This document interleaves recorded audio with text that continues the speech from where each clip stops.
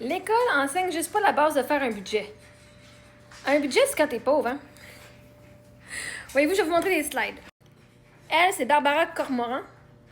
Elle, c'est une des sharks, OK? Une des requins. Je ne crois pas à épargner l'argent. Qu'est-ce que tu veux dire?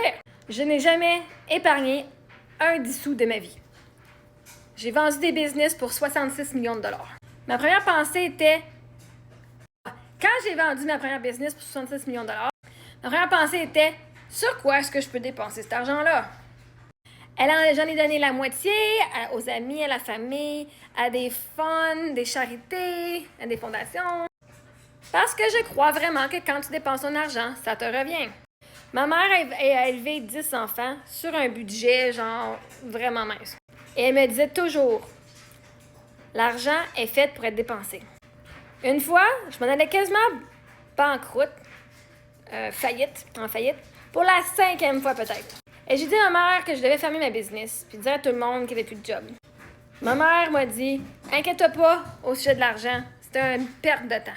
La prochaine semaine, j'avais une nouvelle idée, et cette idée-là m'a fait $1 million.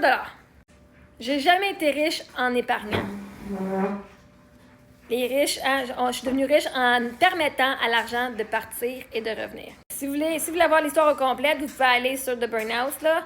Ça, c'est sur Commenter Shark, vous allez l'écouter allez voir sur Instagram. Ça, c'était leur entrevue qu'ils ont fait avec Barbara Corcoran, pas Cormoran. Fait que la réalité, c'est que l'école n'enseigne pas le budget, mais n'enseigne pas comment devenir riche. La réalité, c'est que l'école apprend, parce que moi, en fait, on en a fait un petit budget, une économie familiale. On l'apprend à dire, voici ce que tu as comme argent, là, puis c'est tout ce que tu vas avoir, tu n'auras pas rien d'autre. On t'apprend à être limité, on t'apprend pas comment faire des millions de dollars. Fait qu'à un moment donné, faut pas écouter ce que les écoles disent, il faut écouter ce que les millionnaires disent.